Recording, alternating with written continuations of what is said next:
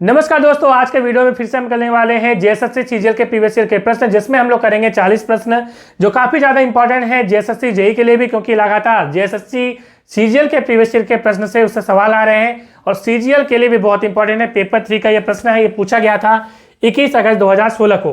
काफी इंपॉर्टेंट है। यदि नोट्स प्राप्त करना चाहते हैं तो इस नंबर पर व्हाट्सएप करिए, कॉल नहीं करिएगा। और साथ ही साथ एनालाइज फॉर यू ऐप में भी टेस्ट सीरीज, नोट्स, साथ ही साथ वीडियो सीरीज अवेलेबल है जेपीएससी जेएसएससी सीजीएल की, जेई की, आप जाके ले सकते हैं। पहला सवाल है, पोलैंड की राजधानी कौन सी है? तो पोलैंड की राजधानी है वॉर्सो। ठीक है, अब यहाँ पे कुछ आपके जो दिए हैं, जैसे म्यूनिक है, लिस्बन है, इसके बारे में भी जान लेते हैं। जो म्यूनिक है वो आपकी जर्मनी की एक सिटी है, और जर्मनी की कैपिटल की बात करें तो जर्मनी की जो कैपिटल है वो है बर्लिन, याद रखना है आपको। तो कंट्री कैपिटल से सवाल आता है, आपके सिलेबस में भी है। 2-3 सवाल आपको, कम से कम 2 सवाल इससे देखने को मिलेंगे एग्जाम में। ठीक है, अब है पोर्ट मॉरिसबी। जो पोर्ट मॉरिसबी है वो पपुआ न्यू गिनी की कैपिटल है, और लिस्बन जो है वो लिस्बन पुर्तगाल की कैपिटल है। ठीक है, पुर्तगाल आपको मालूम है कि जो पश्चिमी देशों से सबसे पहले पुर्तगाली हमारे देश में आए थे, और वो प्रथम जो पुर्तगाली नाविक था वो था वास्को डी गामा। ठीक है, 1498 में भारत आया था, आपको मालूम है। अगला सवाल है कि निम्नलिखित में से किसे सितंबर 2016 में रोमन कैथोलिक चर्च में संत की उपाधि से सम्मानित किया गया था, आपको बताना। तो ये देखिए, ये पुराना सवाल है, यदि आपको मालूम है तो इसका कमेंट करके आंसर कर दीजिए। ठीक है, ये सवाल अब नहीं पूछने की संभावना है, क्योंकि आपके करंट अफेयर से सवाल पूछे जाते हैं। ठीक है, आपको यदि मालूम है कमेंट करके बताइए, जिसकी सही होगी मैं हार्ट दे दूंगा। चलिए आगे हम बात करेंगे, बोस्निया और हर्जेगोविना की जो कैपिटल है वो कौन सी है? तो वो है सरायेवो। ठीक है, याद रखिएगा।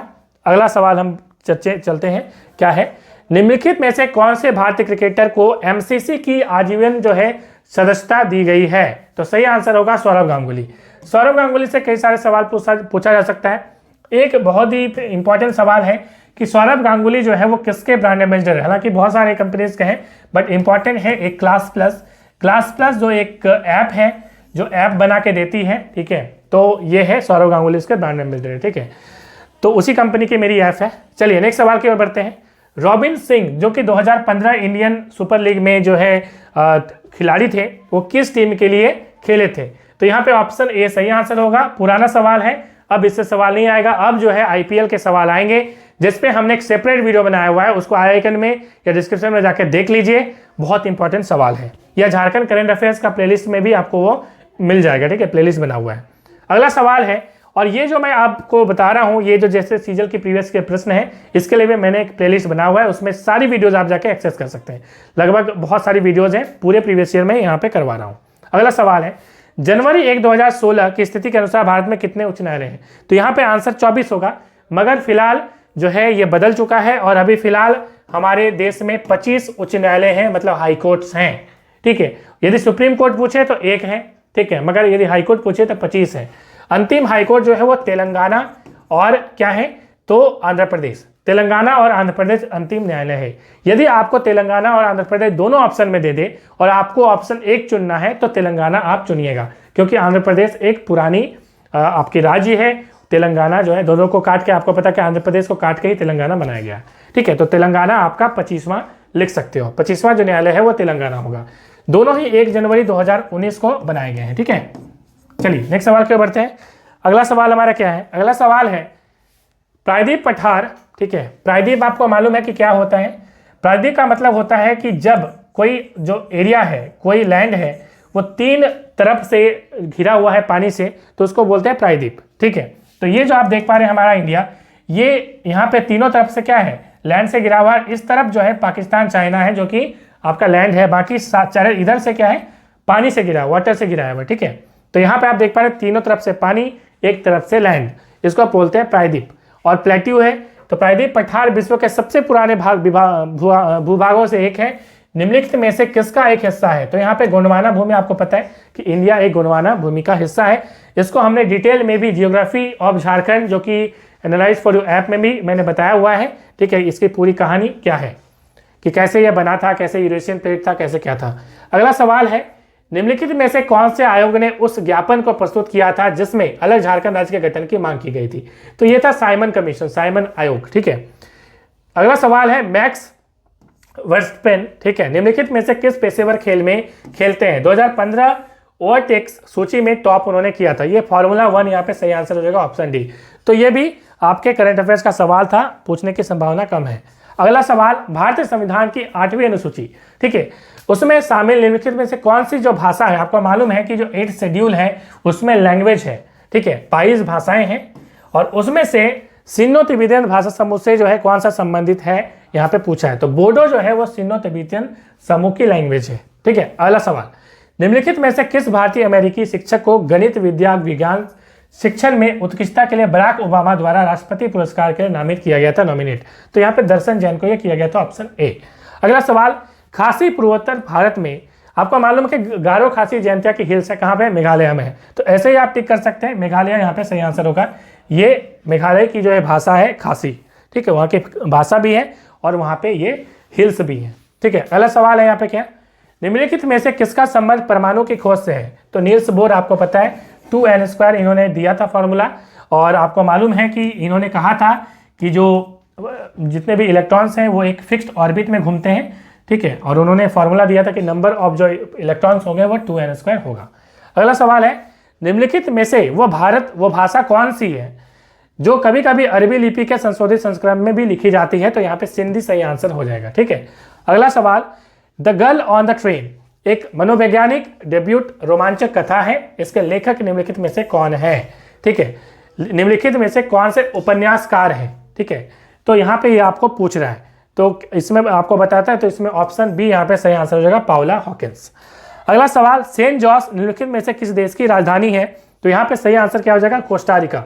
कोस्टारिका की जो राजधानी है वो सेंट जॉर्ज है, ठीक है।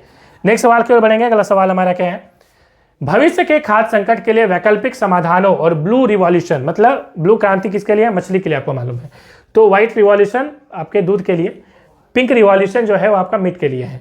तो यहाँ पे ब्लू क्रांति के अग्रदूत हेतु निम्नलिखित में से किस व्यक्ति को, और ग्रीन रिवॉल्यूशन आपको मालूम है कि वो एग्रीकल्चर के लिए है, ठीक है, तो किस व्यक्ति को सनहक शांति पुरस्कार 2015 से सम्मानित किया गया, आपको मालूम यहाँ पे होगा।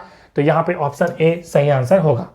नेक्स्ट सवाल, ग्रेगर जोहार मेंडल, ठीक है, निम्नलिखित में से किस वैज्ञानिक विकास से संबंधित है? तो यहाँ पे सही आंसर हो जाएगा आनुवांशिक, जेनेटिक, ठीक है। तो मेंडल की आपको मालूम है कि मटर की जो आपने पढ़ी होगी, इसकी क्लास 9th में जो है चैप्टर है, क्लास 9th में या 10th में है, ठीक है, बायोलॉजी का ये एक चैप्टर है, ठीक है। तो यहाँ पे आनुवांशिक जो है लक्षणों की उन्होंने ये की थी, खोज की थी, ठीक है। नेक्स्ट सवाल की ओर बढ़ेंगे। महेंद्र सिंह धोनी IPL 2016 में निम्नलिखित में से कौन सी टीम का प्रतिनिधित्व उन्होंने किया था? देखिए, बेसिकली यदि हम बात करें तो IPL जो है उसमें चेन्नई सुपर किंग की तरफ से, CSK की तरफ से हमेशा धोनी रहते हैं, मगर आपको मालूम है कि उस टाइम में चेन्नई सुपर किंग प्रॉब्लम में थी और यहाँ पे जो है राइजिंग पुणे जो सुपर जायंट्स हैं उनके कप्तान बनाए गए थे महेंद्र सिंह धोनी, ठीक है। उसके बाद अगला सवाल है, और आपको ये मालूम होगा कि IPL इस बार में जो है 2023 में कौन विजेता रहा है? तो CSK रही है, 5 बार इन्होंने जीता है, और 5 बार जीतने वाली 2 टीम है, मुंबई इंडियंस और चेन्नई सुपर किंग। अगली चीज यहाँ से पूछ सकता है कि उप विजेता कौन है? तो गुजरात टाइटंस है, ठीक है। उप विजेता फाइनल में जो है CSK ने गुजरात टाइटंस को हरा दिया, और गुजरात टाइटंस की हम लोग बात करें तो इसके जो कप्तान है वो कौन है? हार्दिक पांड्या है, ठीक है। नेक्स्ट सवाल की ओर बढ़ेंगे। निम्नलिखित में से कौन से वैज्ञानिक विकासवाद के सिद्धांत से संबंधित है? तो चार्ल्स डार्विन आपको मालूम है, ठीक है। अगला सवाल है, पुस्तक द एसेंशियल गांधी, इसने जो है किसने लिखा था? ये आपसे पूछा गया है, ठीक है। तो यहाँ पे सही आंसर हो जाएगा महात्मा गांधी जी, ठीक है। अगला सवाल, all the prime ministers main, ठीक है, पुस्तक भारत के निम्नलिखित लेखकों में से किसके द्वारा लिखी गई है? तो यहाँ पे सही आंसर क्या हो जाएगा? जनार्दन ठाकुर जी ने ये लिखा है, ठीक है। नेक्स्ट सवाल की ओर बढ़ेंगे। अगला सवाल क्या है, नेशनल हेराल्ड केस, इसमें जो है कौन इन्होंने अर्जीदार लगाया था? तो ये है सुब्रमण्यम स्वामी जी, बहुत फेमस है, जो कभी केस हारते नहीं है ना। आपको मालूम है इस बार हो सकता है राम मंदिर वाला पूछ दे, तो उसमें भी राम मंदिर में भी जो है सुब्रमण्यम स्वामी का भी बड़ा योगदान है। अगला सवाल है, नीति आयोग के अध्यक्ष निम्नलिखित में से कौन से हैं? तो आपको मालूम है कि प्रधानमंत्री इसके पदेन अध्यक्ष होते हैं, मतलब एक्स ऑफिशियल जिसको बोलते हैं। पदेन अध्यक्ष या एक्स ऑफिशियल इंग्लिश में बोलते हैं। इसका मतलब होता है कि जब कोई व्यक्ति ऑटोमेटिकली किसी में अध्यक्ष बन जाए, या कोई उपाध्यक्ष हो या कुछ भी हो, जैसे पदेन अध्यक्ष बोलेंगे, पदेन उपाध्यक्ष बोलेंगे, यदि ऑटोमेटिकली बन जाता है, मतलब उसको चुनने की जरूरत नहीं है। जैसे देश का हमारा प्रधानमंत्री है, उसके लिए चुनाव हुआ, MP का चुनाव हुआ, उसके बाद उनकी पार्टी ने उनको चुना, मगर वो चूंकि प्रधानमंत्री है तो ऑटोमेटिकली वो नीति आयोग के क्या हो जाएंगे? तो वो जो है वो उनके पदेन अध्यक्ष हो जाएंगे, वही पूछा है यहाँ पे, ठीक है। नीति आयोग का पुराना नाम क्या है? तो योजना आयोग है, आपको मालूम है।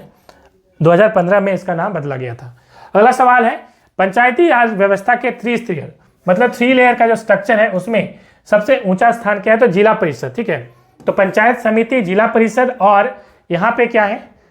तो जिला परिषद यहाँ पे सबसे जो है उच्च है, और सबसे नीचे बोले तो ग्राम पंचायत होगा, ठीक है। ग्राम पंचायत, दूसरा होता है पंचायत समिति, ठीक है, मिडिल वाला, यदि मिडिल वाला पूछ दे तो, और तीसरा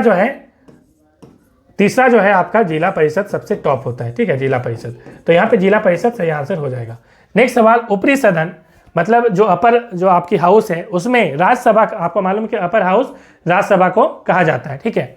अब इसमें अध्यक्षता कौन करते हैं? आपको मालूम है कि इसमें उपराष्ट्रपति जो है वो उसके पदेन अध्यक्ष होते हैं, ऑटोमेटिकली वो बन जाते हैं, ठीक है। उपराष्ट्रपति के बारे में हमने कल डिटेल में डिस्कस किया था, है ना। आपको मालूम है कि इसकी जो चर्चा है हमारे संविधान के भाग 5 में है, पार्ट 5 ऑफ इंडियन कॉन्स्टिट्यूशन जो है वो इसके बारे में चर्चा करता है, द यूनियन के बारे में, संघ के बारे में, और इसी में राष्ट्रपति, प्रधानमंत्री, पार्लियामेंट, ये सारी चर्चाएं इसी के अंदर है। आर्टिकल की हम बात करें तो आपको मालूम है कि इसकी जो आर्टिकल है, आर्टिकल 52 से लेकर आर्टिकल 151 तक जो है इसकी चर्चा यहाँ पे की गई है, द यूनियन की चर्चा, ठीक है। तो इतना आपको दिमाग में रखना है, तो ये बहुत इंपॉर्टेंट है। यदि उपराष्ट्रपति में बात करें कि उपराष्ट्रपति में जो है कौन यहाँ पे भाग लेते हैं चुनाव में, तो लोकसभा और राज्यसभा के यहाँ पे जो सदस्य हैं, मतलब मनोनीत ही नहीं, मनोनीत के साथ साथ इलेक्टेड दोनों ही सदस्य यहाँ पे भाग लेते हैं उपराष्ट्रपति के चुनाव में, ठीक है।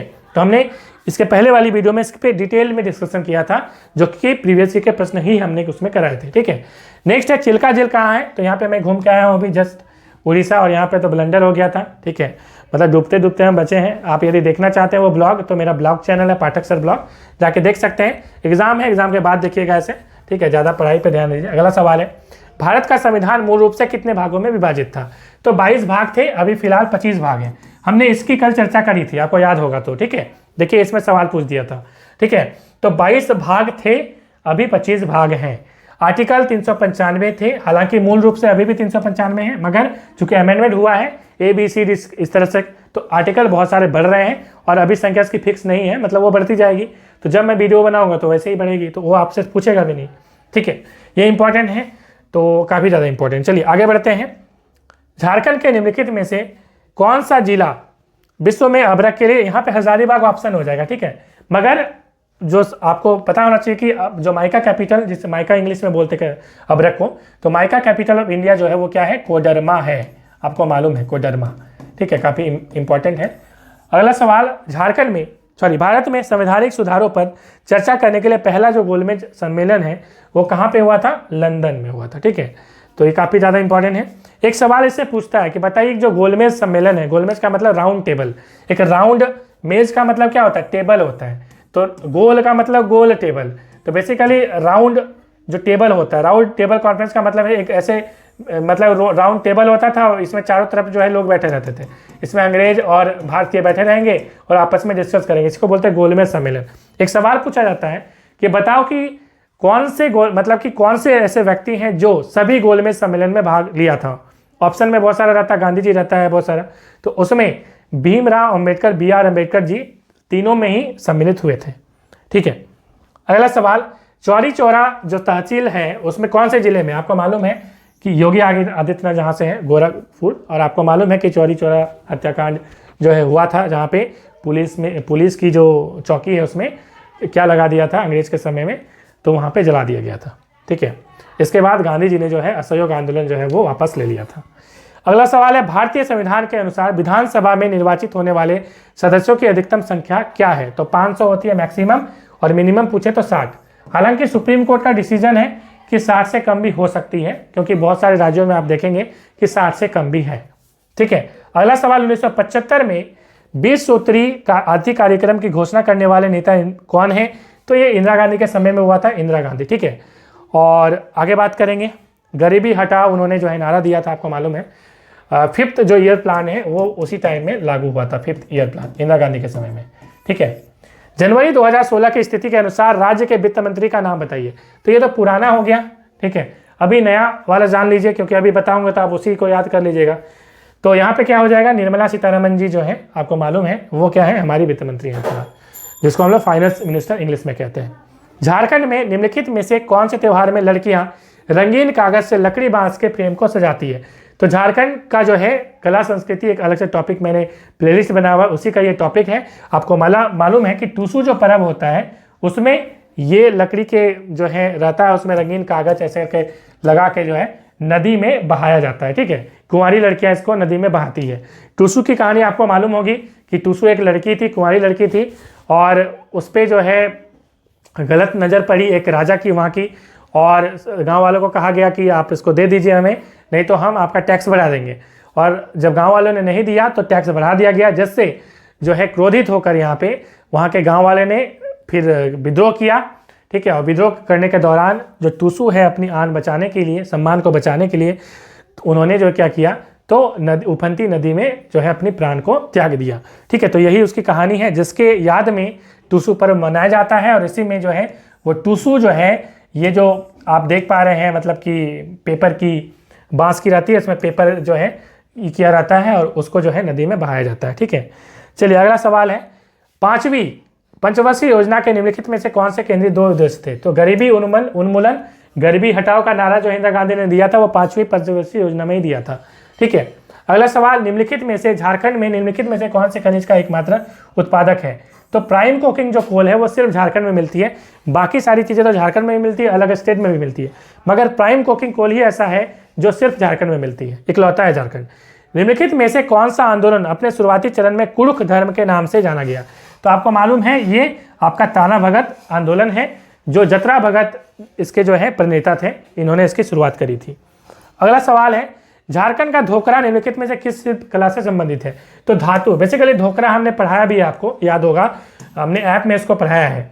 तो धातु जो है वो आप बेसिकली क्या होता है, धोकरा में क्या हो जाता है कि मेटल जो होती है ना, मेटल से, जैसे मैं इसका एग्जांपल देना चाहूँगा, जो इंडस सिविलाइजेशन है ना, उसमें आपको मालूम होगा कि एक डांसिंग गर्ल जो है मिली थी, उसमें क्या किया गया था, कास्टिंग करके बनाया गया था, उसमें मोम का ही करके कास्टिंग किया गया था, वो धोकरा कला का ही एग्जाम्पल है। उसी प्रकार की कास्टिंग जो है झारखंड में फेमस है, जिसमें मेटल को मतलब डाल दिया जाता है आकृति देकर, और उसमें घोड़े या कुछ भी कुछ भी शेप बनाया जा सकता है। ठीक है, और बहुत ही ज़बरदस्त इसकी फिनिशिंग होती है। अगला सवाल है, झारखंड पंचायत राज अधिनियम 2001 को पंचायत राज में महिलाओं के लिए आरक्षण की कितनी प्रतिशत प्रदान करने के लिए जो है संशोधन किया गया था, अमेंडमेंट किया गया था? तो यहाँ पे 50%, पहले 33% के आसपास थी, उसको बढ़ा के 50% जो है वो कर दिया गया था। तो मिलते हैं नेक्स्ट वीडियो में। Thanks for watching.